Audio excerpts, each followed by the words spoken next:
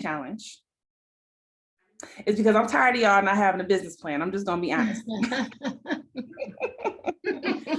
I want to help y'all. I want you guys to be prepared for business. I want you, and I know business planning is not easy. I didn't know how to do a business plan in the beginning myself. I'll talk about that in a moment. So my goal, I said, well, you know what, if I do a business plan challenge, then, and we do it together, then maybe that'll help move people who are dragging their feet some. So that is the purpose of this business plan challenge. And I'm going to explain to you what the business plan challenge is, how it will work, and how we will work together to make your business plan come to life. So that's the purpose of today's webinar, okay? But if you don't know me, I am Victoria Randall. I am a family nurse practitioner, and I have been a nurse for at least, I don't know, like 15 or 17 years now. I founded this company, which is called The Secret Cocktail, as many of you know, but our government name is the CNA Instructor Consultants. We do business as The Secret Cocktail, and we were founded in 2018. So this is going on our third year of business. I started off as a CNA school owner myself. So I'm telling you things because I know, I've been there, I've dealt with it. Now I help other people start CNA schools, and I've been doing that. For about 3 years now. So now I'm seeing what they're doing and the mistakes they're making. And I'm bringing all that information together so that we can come together and I can help you do what you need to do. All right. Next, I also help with strategy consult. So people who already have their CNA schools up and running, I help them develop strategies to get business. I have found that there are very many people who go into business and then they recognize or realize they don't know how to market, they don't know how to get people into the school. So we do provide strategy consult and have been very successful at helping people get butts in seats, as I like to say. And then we have a mentoring program where I mentor people through the process of starting their own CNA school. I think some people here have already been in my mentorship program. And then we do business planning, which I have an online business plan course. But we do assist with that with some of our complete project management clients also. So that's us and what we do. Now, to talk about the business plan, let me just give y'all a really quick backstory. When I first started my business, I didn't know how to write a business plan. So what did I do? I hired somebody to write a business plan for me. And that was one of the biggest mistakes I could have ever made, and I didn't know it at that time. Instead, I should have consulted someone to come and help me write my business plan, but instead I paid them to do it. And the reason why I said that was a big mistake is because, number one, I had no idea what was in that business plan. How can I execute something that I don't know what's in it? Number two, once I kind of started reading through it and trying to understand what was in it, I recognized that this person did market analysis on something totally different than CNA. They didn't have the medical knowledge, so they did my whole market analysis on nursing. Well, that is completely different than CNA. So all of my stats were all wrong, and I had to redo all of that. So a lot of people try to reach out to us and ask us to write a business plan for them, and I refuse. We do not write business plans for people for that reason, because I need you to know what is inside of your business plan. I need you to come up with the numbers, not me. If you do it, it is your business, it's your baby. You know the components of your business plan. You should be able to rattle off to anybody as soon as they ask you. If someone asks you, what is your goal in sales for this year? You should be able to tell them. If someone asks you how many students do you plan on enrolling next month, you should tell them. If they ask how many students did you have last month, you should be able to tell them. How much revenue you brought in, all those things. You should be able to tell them like this, and your business plan helps you do that. So that is my little soapbox about business planning. We do not write business plans, but what I am going to do is help you guys through the challenge of getting your business plan written. And that is the purpose of the business plan challenge. All right, so our company was founded on the premise, it's our mission to provide our clients with customized consulting to help them create the desired healthcare education school of their dreams. That's why we were founded. And our goals in life as a company is to get it done right the first time, to streamline the process for you, to make opening your healthcare training school very easy, to provide consistent communication so that you know that someone is there with you throughout the process, to be the premier healthcare training consulting firm in the nation, which we are. That's not our goal, we are. We provide a customized client experience. And then, yeah, like I said, we're the premier healthcare training school consulting firm in the nation. We are now a team of 12. Yay. Team of 12. All right. Next here, I want to start hearing from you guys. Where are you from? Where is everybody from? You can write in the chat if you like. Where are you guys from? As you may know, I am in Atlanta. Maryland. Maryland. Maryland. Oh, we got a few from Maryland. I'm from Georgia, Milledgeville. Okay. I saw somebody said it was from Indiana. Oh, Tracina's here. Hey, I didn't see you. All right, I have some people from Arizona, Texas, McDonough. I don't know if there's many schools in McDonough, so you might be in the right place. Southern California. Elaborate, Christine. Got Houston, North Carolina, South Carolina. I don't know why somebody keeps calling my business line, guys. Give me just one moment and let me answer this. I'm sorry.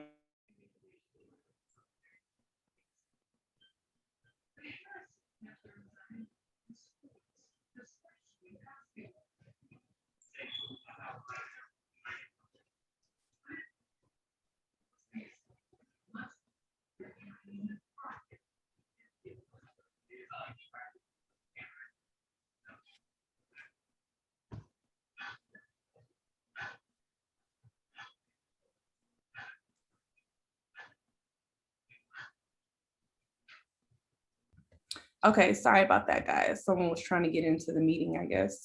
Okay. All right, so we got people from everywhere. And with everybody being from everywhere, that means that you guys are gonna have different business plans. Again, a reason why someone just can't write you a business plan or give you their business plan. I have heard of people buying other people's business plans. No, don't do that. Rent, the type of student is different in Southern California than it is in Arkansas. Like all that stuff is different. And that's the numbers is where it matters. Like the numbers matter. And if your business plan does not have accurate numbers, no one wants to do business with you. Like when they find out your business plan is just anything, they don't want to do business with you. So anyway, business planning is really important. Now, what made you guys decide to join the Business Plan Challenge? Unmute yourself and tell me, I want to hear. Well, this is Sheila, and I joined because I have been sitting on this business plan. So I know that I need this push to push me to get this done, to even get started. So that's what I figured, and that's why I'm doing this. Not for you, but for many people that are in the business plan course. I appreciate that because I need this push. All right, who else? Why did you join the challenge? This is Kimberly. I'm from Maryland. I joined this challenge because I took 2 weeks off from my 9 to 5 to start writing my business plan. And it's been 2 weeks and I'm still writing. So I need more education. Got you. All right, one more person. Tawana from Atlanta, something I've been planning on doing for a while. And I seen your challenge pop up. I was like, okay, this is a sign. I need to do it. Yeah, and sometimes we all just need that push, you know, somebody to help us. And if we have questions or we're confused about something, having somebody there to help us through it is very helpful. So that's why I decided to do this challenge. So thanks for letting me know that my reasoning and thinking was accurate. A lot of times, one thing I've learned in business, and this is a nugget, as they say, is that we think we know what our customers want or need, but you really don't know until you talk to them and you hear what it is that they tell you. And I have really prided myself in my business to make sure that I listen to my customers. I listen to my ideal customer, even if they're not my customer or my client, I still listen to them because they have knowledge, they have a need, and it's my duty to fulfill it. If I'm not fulfilling it, then why am I in business? So thank you for sharing and allowing me to recognize that I'm on the right path. All right, so what items do you know you should include in your business plan? So I want to hear from a few people. What do you absolutely know needs to be in your business plan? No. Sorry, I'm listening. What do you know absolutely for sure needs to be in your business plan? Your goals. What kind of goals? budget goals, like your finance goals. Okay. All right. So I hear finance goals, budget goals. I see someone put sales forecast as well as market analysis. Good. Should it be, this is, I'm just Hello? guessing, should it be like the people that you're trying to reach your, your niche, so to say? Okay. I like that. So identifying what we like to call that is your customer avatar. Okay. Mhm. So your customer avatar, who is your ideal customer? And Absolutely. everyone's ideal customer is going to be different. You guys know that, right? Yes. Yes. Yeah. SWOT analysis, competition, vision and statement, Executive summary. executive summary. Good, good. Yeah. Customer client journey. These are all good answers. Tell me, even though we're not gonna go off on a rabbit hole in this, I do want to hear about some of your niches that you're interested in tapping into with your business. I'd like to hear from two people. What is your particular niche? Well, my niche is, this is Sheila, the low income, single parent, family type person, individual. Okay. Because, yeah. Okay, so an underserved single parent. Got it. Yes. Who else? Mine is students who are beginning their nursing journey and probably want to become LPNs and RNs eventually, or be in healthcare, but need to get CNA certified first. Perfect. Now, the reason why I wanted to hear this is because we're going to find those students in two totally different places, are we not? Yes. We are not going to find, if we're speaking language to a single underserved person, but we're in a community of nursing, people who are planning on becoming nursing students, are we going to speak the language that's going to make them want to come to our school? No, we're not. So I need you guys to recognize that identifying your niche is so important, because your whole business plan will be built around that also. I see a little confused faces. Please ask the question, because I want to make sure I'm answering them. Any questions on that? Okay, I just wanted to make sure. Debbie says her niche is CNA programs with additional modules specializing in home care for developmentally disabled, autism, and et cetera. Love it. That's great. Love it. Okay, cool. So we recognize the importance of why not have both? Okay, so you can have both, but let me tell you something real quick. If you are a master of million things, you're a jack of all trades, as they say, you're not going to really master and speak to that one audience. Now, doesn't mean you can only have that one audience. Just because Sheila decides that she wants to work with underserved single parents, does that mean that's the only person that's going to enroll in her school? No. She will definitely, if I might have a best friend who's underserved and is a single parent, why I may be accelerating and having 5 kids, but I still have a husband, right? But if she's telling me about how great the school is that she went to, and I know I might want to do the same thing, I would still go to that school. Mm-hmm. So we have to recognize that we don't want to try to speak broadly and speak to everyone, because then you're not going to speak to that particular person. And when you're in business, you need to speak specifically to that person. Let me give you guys an example. I said, I am doing a healthcare school business plan challenge. That is what I said. That is very specific, is it not? Yeah. I did not just say I'm doing a business plan challenge. And because if I'd have said that, I'd have got people from everywhere and they'd come here and I'd be talking about a business plan for a school, healthcare school, and they would have been very disappointed. Do you see now? Yes. So you have to speak the language of that particular person. Although, yeah, I'd love to have 500 people in here who all want a business plan, right? But that's not the goal. My goal is to serve a customer and what they specifically need.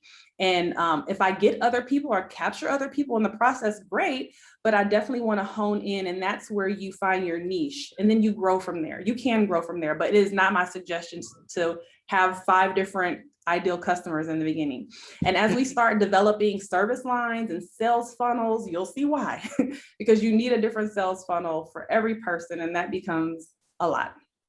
Okay, lastly, Valencia said, Students who know that they want to go into healthcare and want an entry-level position while they are in school. Okay, so very similar to Christine. Got it.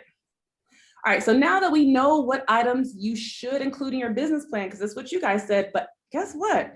I got something else for you to consider. Did you consider that you need to be thinking about a fire inspection preparedness inside of your business plan? Did you know that? Oh, nope. Okay, what do I mean by that? I mean, when you get your building and before you can get your occupational license to even operate a business inside of that building, you need a fire inspection.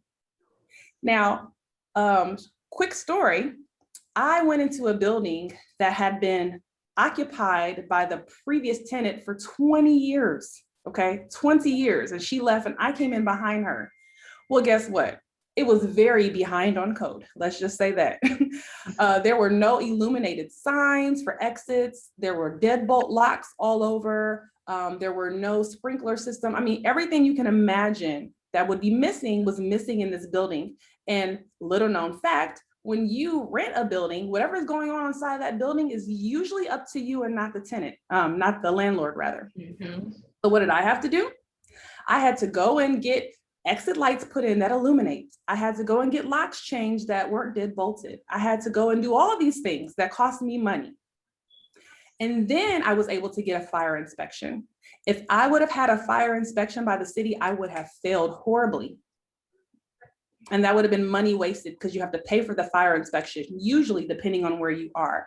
So this is a story, learning from the person who bust their head, that a fire inspection preparedness is something you need to be thinking about in your business plan. Another example of something that you may not have known you need to consider is your licensing fees. Depending on your state, you have to have a license to even operate a school. You have to have a business license, right? You may have to have an occupancy license to inhabit that building. There's all types of licensing that you may have to have. I want you to think about that in your business plan.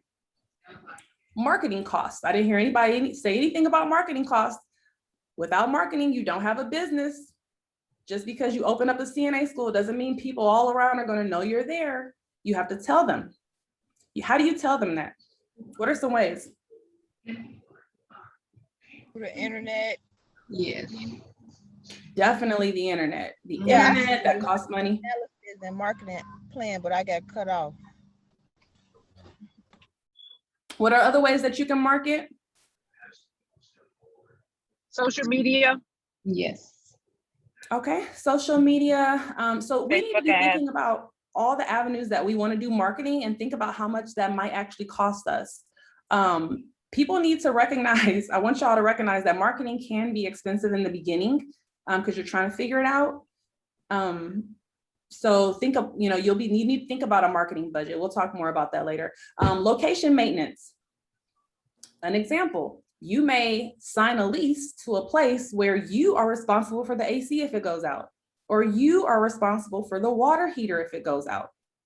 So if that's the case, then you need to have money allocated and set aside for your maintenance of your location. Did you guys know that? I did not know that. I was about to say that. I did not know. This is very informative. Very. Many landlords will try to push those costs off on you. Now, I'm not saying you can't negotiate. You can definitely negotiate, read the fine print on your contract for your building, for your lease, but you could negotiate and say, hey, I see here that you said that I'm responsible for the AC unit, and that's fine, but I'm interested to know how old is that AC unit? Because if it's 20 years old and I'm responsible for that, I don't really think that's fair. Versus, oh, it's a new AC unit. Okay, can I see the paperwork? Okay, great. Now that it's only been there for a year and you want me to be responsible for that, well, maybe I'm a little bit more okay with that now. So but I'm telling you, it is norm for you to be responsible for a lot of the items, such as build out, water heater, AC, and all those things inside of a building when you're leasing it. That's very common. LMS costs, so learning management systems, especially now we're in COVID, we need to be considering online learning. So there might be a cost associated with that. Are you putting that in your business plan? And then email marketing, that's how I got all of you today, right? I sent out an email to all of you with one click. That costs money, right? Because it saves me time rather than sending out 500 emails 500 different times. I can just one click send out an email multiple people. That's email marketing and it costs money. You need to consider that. And then another example would be graphic design. Yeah, we can do social media, but do you have something beautiful that people can look at? You know, we want to be conscious of the way things look. So these are all things just to consider as a part of your business plan. So I wanted to hear what your thoughts were about what would be in a business plan. And then I wanted to raise your attention to some things that you may not have thought about that should probably be in your business plan. Was that helpful? Very. Yes. Okay, good. Now, other items to consider in your business plan are key partners. Who are your key partners? And what do I mean by that? Talk to me. What do I mean by a key partner? Investors, other professionals that are going to assist in the maintenance or running of the business. Very, very accurate. Who am I going to collaborate with to help me get business, right? Who am I going to collaborate to help me get funding or whatever? You're right, key partners, partners in business.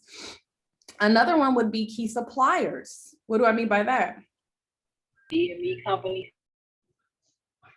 Like vendors. Mm-hmm. But I gotta have books, right? Yes. Who's supplying my books? I gotta have toothbrushes. Who's supplying my toothbrushes, and so on. So you want to identify who your key suppliers are in your business plan. I'm going to hop on another soapbox here. I have a lot of clients that I've worked with in the past that say, "Oh, I just get everything from Amazon, and I get this and I get that, and I'm Amazon. Nothing is wrong with Amazon. I'm okay with that. But I want you to recognize that when you're just buying anything from here and there, you're not building any relationships. Mm-hmm. And when you're not building any relationships, when you really need something, you're not going to have anybody there for you because you never built a relationship. So here's an example of that. If you were just always buying, I don't know, oh, this is a good one, gloves. If you were just always buying gloves, just willy-nilly on Amazon to whoever sold them the cheapest that day, right? And then COVID hit, and now you don't have any a relationship with somebody to get you gloves because you never built that relationship. So now COVID hits and you don't have any gloves for your business because you were just buying on Amazon. Now Amazon is all sold out. So for me, when the pandemic hit, I had a relationship. I was able to get gloves, Lysol, you name it. And everybody was calling me trying to get it because I had already built a relationship with a supplier. So yeah, sometimes buying things from supply companies can be a little bit more expensive. So we're always trying to find the easy way out. But I'm telling you, from a business perspective, building those relationships matter. So we want to identify who we can work with from a supply standpoint and build a relationship with. And not just that, but then sometimes these companies will even invest back in you because you've invested in them. They may invest back in you. They may do something like help a student out, go through your program, or donate some supplies to you during CNA week. I don't know, but you won't know unless you build a relationship with people. So I'll jump off that soapbox, but supplier relationships are really important. Another thing that should be in your business plan is key activities. What do I mean by key activities?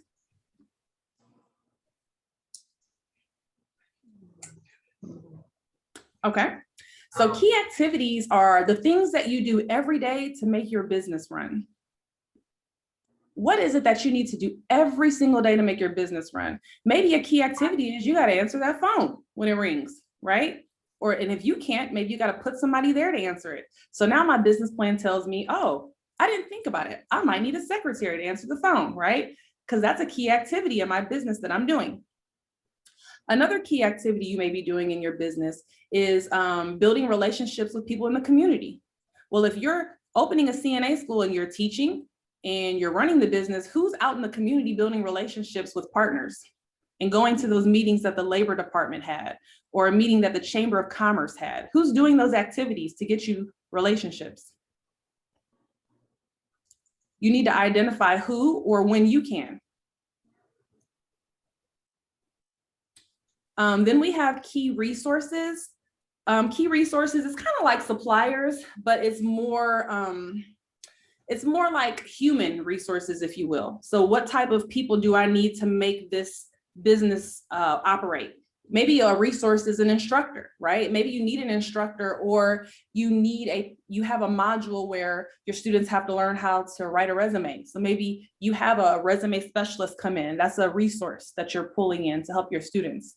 You need to identify that in your business plan. I hear a lot of people, especially like you were saying, Sheila, people who are working with underserved populations, but you can't do it all. You can't help them write the resume. You can't teach them how to interview. You can't get them nice clothes. You can't do all those things. You need partners and you need resources to help get those things to those people. All righty. And then, of course, we better consider those revenue streams, okay? Because we ain't doing this for fun. We doing this to make a living. So what revenue streams could you have in your school, guys, outside of just maybe the CNA brims teaching? What are other I ways? was going to put a vending machine in. I like that one. Mhm. What else? Teach CPR. Yeah. Good one. CPR. Testing. Someone said merch. Yeah, testing and merchandise. For sure. Yes, testing space, I was saying, because I know you mentioned on your YouTube videos that you can definitely offer for definitely institutions to, as a way of different revenues to come in. And also eventually have patient technician, which will be offering for phlebotomy and other, I think, EKG courses as well, as well. Nice.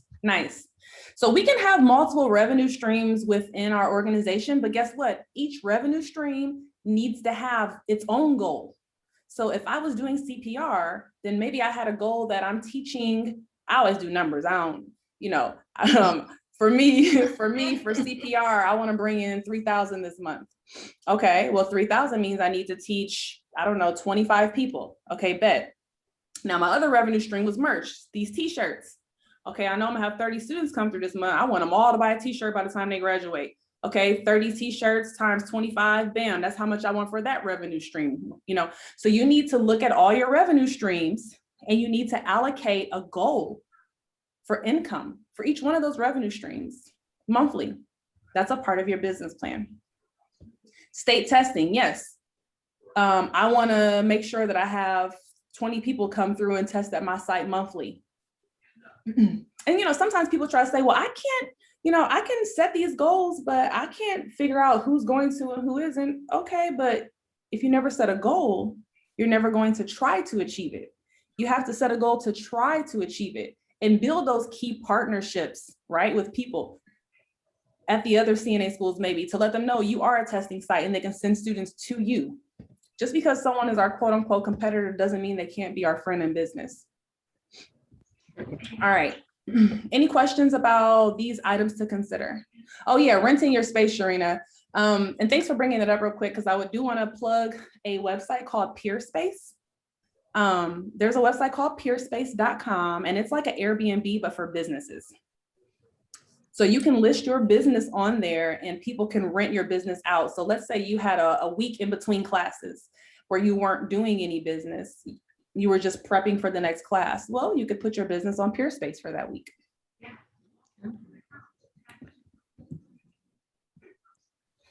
All right. So where did I go? How did I get there? Okay. So now we're going to talk about who, by a show of hands, who is currently in my business plan course right now? This is Sheila. I am. I'm not up, but yes, I am. Oh, okay. Anybody else? Show of hands in the business plan course? Actually, I can't see hands. I don't know why I said that. You can unmute. Can you repeat the question? Can you repeat the question? Okay, Nadine said, yeah, how many people are currently in the business plan course? Marie is? Sure. I am. Okay. I So am. the reason why I decided to do this was because for those of you who are in the business plan course, I wanted to give you a nudge, just like she was saying. And for those of you who are not in the business plan course, I think it's really helpful for you to learn about this business plan course. Doesn't mean you have to take it. Definitely don't have to take it, but I think it's going to be beneficial to you if you're looking to start a school. So for those of you who are not in the business plan course, I just want to give you an overview of what it entails. For those of you who are in the business course, I want you to see what we're going to review and do in this challenge, okay? So our online business plan course is 10 modules, and the 10 modules are the following: defining, pricing, and conducting a SWOT analysis for your product or service. Now you notice here, guys, where SWOT is underlined, it is bolded, and it is italicized. Anything that is underlined, bolded, or italicized means that that's what we're going to do in our 4-week journey together during our business plan challenge. So off the rip, week 1, we're going to be doing a SWOT analysis.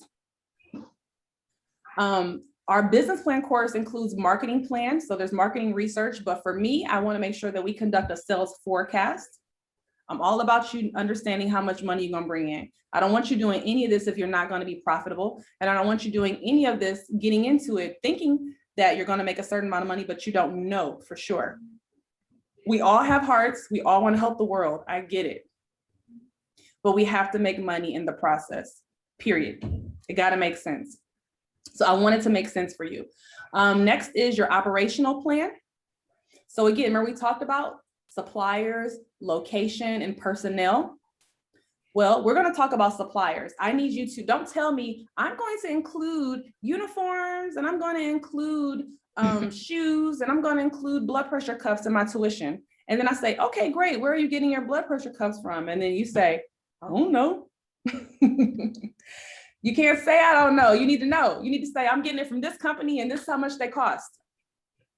Because all those I don't knows, that $2 you were off on the blood pressure cuff and the $5 you estimated, but you were off on the uniform and all that, that stuff adds up real quick.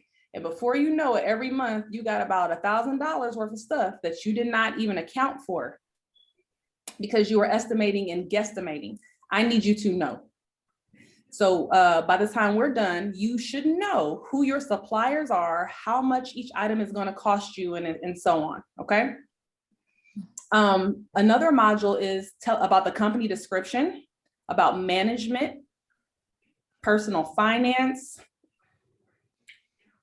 The course also includes a finance plan, startup expenses, an executive summary, and appendices and refining your plan. Now, while we work together, we are going to work on your executive summary.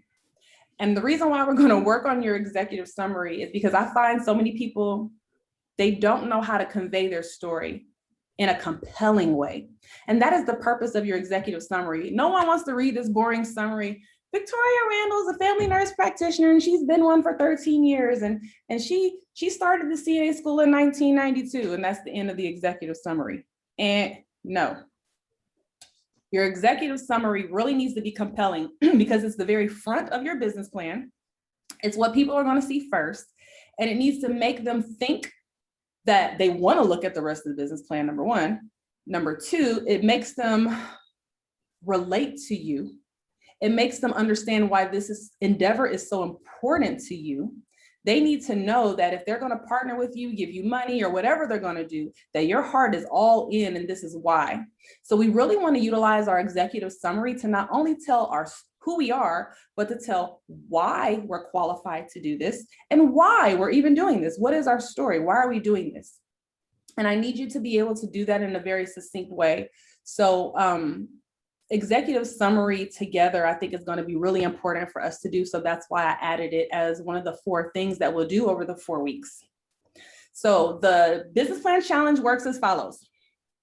The business plan challenge we'll cover it together in week 1 is going to be a SWOT and market analysis. Week 2 is going to be pricing and sales forecasting.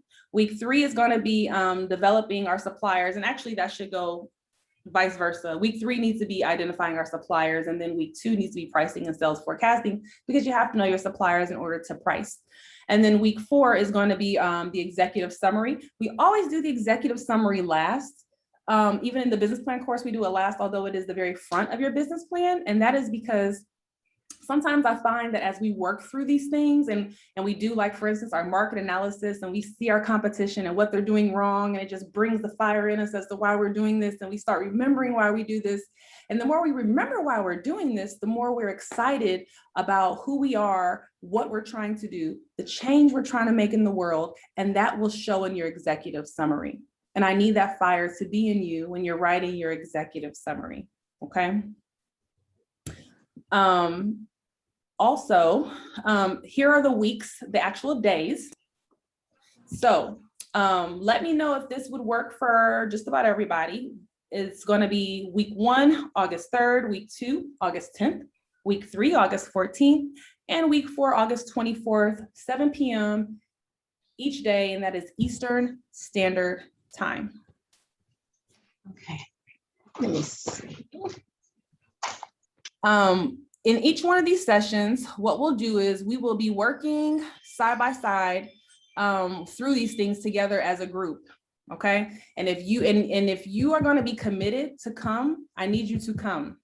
I don't want to hear, Victoria, I couldn't make it. Can I watch the replay and all of that stuff? I need you to be here. Yes, push come to shove, I will have these recorded. I will have replays for you, but I need you to be here and I need you to show up because this is your business. And if this is something that you say you want, you're going to make it happen. Just like you make it happen to go to work so you can get that paycheck. I need you to make it happen for you to come to these sessions so that you can get what you need out of them. You've already invested. If you're in the business plan, you've already invested. I'm not getting anything extra from you for doing this. I'm doing it for you because I want you to have what you want to have, but you got to want it for yourself too. If you're not in the business plan, I would love for you to join the business plan, of course, and join us in these sessions.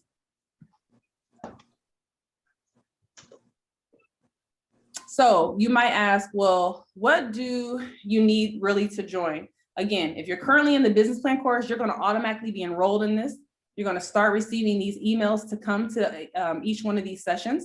You're going to receive emails about your homework and what you need to do before you come to these sessions. If you're not in the business plan course, that means you're not in my Rolodex, so I won't be able to send you any of that stuff. But if you want to join, what I'll do is I'll put the link right now into the chat so that you can take a look at the business plan course. I've kind of already went over the business plan course and what it entails, but you can always take a look for yourself. There's a link there for the business plan course. You're enrolled in the Train the Trainer course on August 3rd. Okay, awesome. Thank you, Carolyn. You're going to enjoy the Train the Trainer course for sure. All right, yeah, that's okay. If you were enrolled and you never got started, that's why we're here. That is why we are here.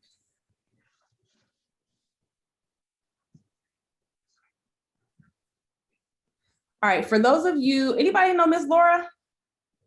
Laura Williams, anybody know her? No, I don't. No, okay. So Laura Williams, she is very active in our community. We do have a Facebook community that of nothing but healthcare school owners. It's called the CNA Instructors Secret Community.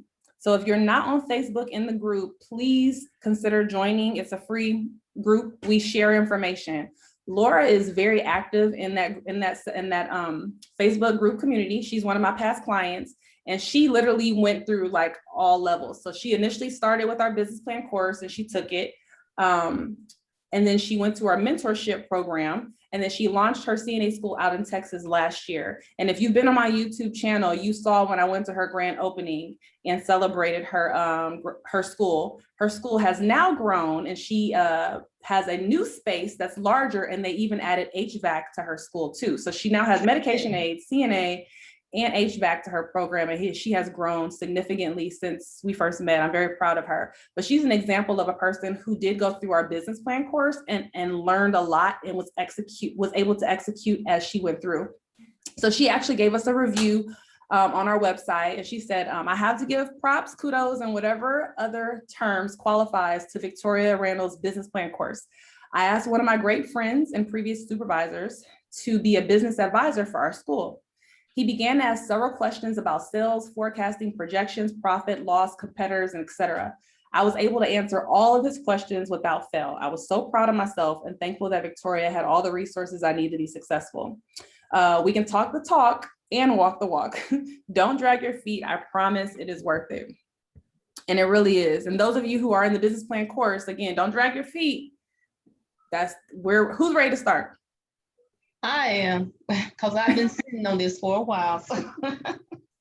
Who's ready to start? Okay. I'm ready. All right, so if you're ready to start, then here is your homework before we meet next time. You ready? Your homework before we meet the next time, and I'm gonna start showing you, I'm even gonna show you now how to do some of this. Deb, okay, thanks Deb for letting me know. Did you get the email to come to this event? If you didn't get the email to come, I found out from the Facebook page. Okay, thanks for letting me know. I will get it fixed. Thanks. Yeah, no, thank you for letting me know. Okay, so your homework is the following. I need you to, who's writing on my screen? Somebody activated the writing on the screen.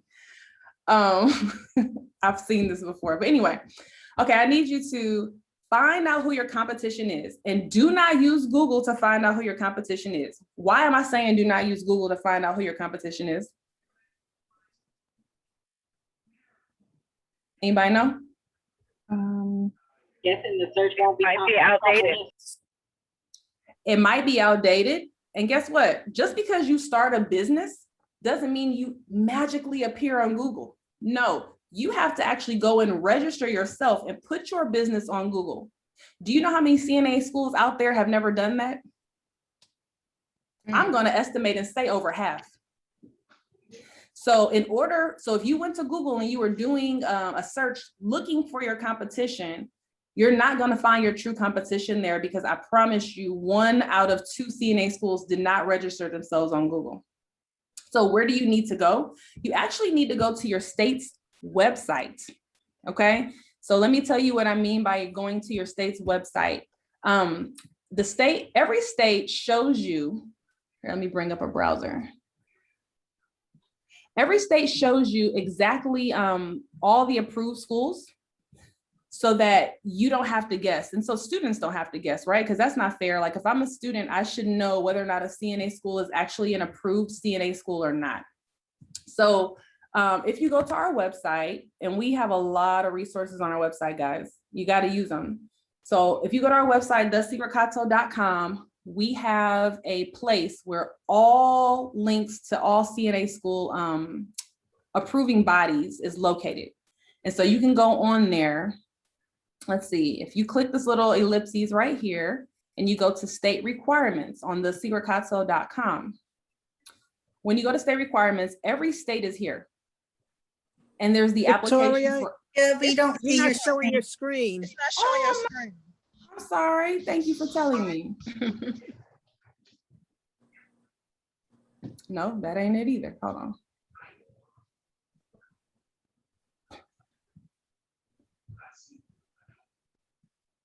Okay, let me backtrack. When you go to the homepage of our website and you click on this little ellipses right here, it will take you, it'll pull out the menu and you go to state requirements. On our website, every single state and the application process is on our website. Now, somewhere on the state's website, you should be able to find other approved nurse aid training programs. I'm gonna use Georgia, for example. When you go to Georgia's website, hold on.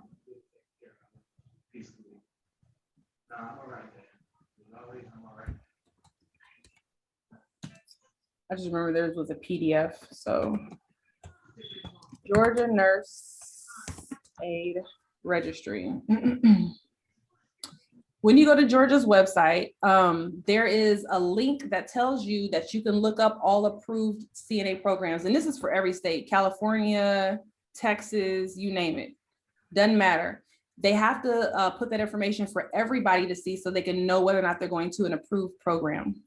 So here is program search, very small. but you can go to program search and you can find out what schools are approved and not. So I want you guys, the reason why I'm showing you all this is because I want you to go to your state's page and I want you to find out what all CNA schools are approved in your area. Now, usually you can put in the zip code or you can put in the city and state. For most states, sometimes it's just a big giant list and you got to search through all of them. So I'm sorry if you happen to be in one of those states.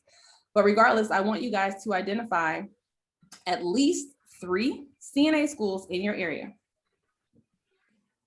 Identify at least 3 CNA schools in your area. And then I want you to do the weird, creepy work. That is, look at their website. Look at their website and see, how does the website feel? Is it intuitive? Is information there? Or do you got to click everywhere to try to find stuff? You know, what does it look like on their website? Find out how much their tuition is. Could you even find it on the website? Don't you come back and meet me on the 3rd talking about, Victoria, I couldn't find out what their tuition was because it wasn't on the website. I don't care. Call them. If you can't get them on the phone, go over there. You need to know. If you're getting ready to go into business, you need to know what's going on with your competitor. So nobody should come back and meet me on the 3rd talking about they don't know what the tuition cost was for one of their competitors. I'm not accepting that. You need to find out how much they're charging, and then you need to find out what is included in that cost. That's the key. You may see one competitor is $1,300 and another one's only $1,000. Okay, that's fine. But what is included in that cost? Maybe the $1,300 is all inclusive. They gave them books, uniform, and all kinds of stuff. Maybe the one that was only $1,000, there was nothing in there. So the student still has to go and buy all of those things. So is that really a cheaper, quote unquote, program? Is it? No, it probably isn't. But you won't know that unless you find out what's included in the damn tuition. So you gotta call and find out, okay? And then, so I want you to call them. I want you to visit them. Why do I want you to call and visit? You'll be amazed what happens when you call. Customer service. Yeah. Thank you. Customer service. That can be just as rude. Don't want to give you no information. I've actually had people call schools and couldn't get nobody on the phone. That's another thing. If you call for 3 days straight, you couldn't get anybody on the phone. Imagine if you were a student.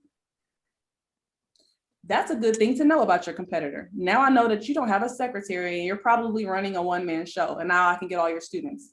Because when they hang up, if they really wanted to go to CNA school, do you think they're just gonna say, oh man, they didn't answer the phone, I'll just call tomorrow? No, they're gonna look and find the next CNA school and call them. And whoever answers the phone first is who gets them. Trust me, I know.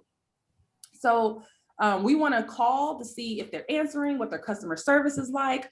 What kind of information are they giving me? Are they being honest? Are they being rude? All of that. I want to visit them because I want to see, what does their school look like? Does it look like a matchbox? Is it a hot mess in there? Is it beautiful? You know, when I come in, does it stink? All those things. Though the customer experience, you want to figure out what the customer experience is. And then you're going to come back and we're going to be able to share that information and use that information to start working on how we want to be.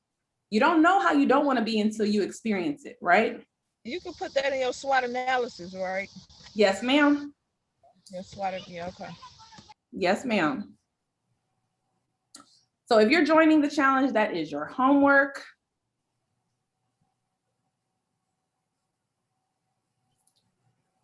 I will definitely, for those of you who are in the business plan course, I will see you on August 3rd. I'm going to send out an email tomorrow that will invite you to August 3rd. So if by the end of day tomorrow, you do not receive an email inviting you to the August 3rd, please email us right away, because that means that there's something going on inside of our email marketing that you're not tagged appropriately. So I would need to make sure that you're tagged appropriately. So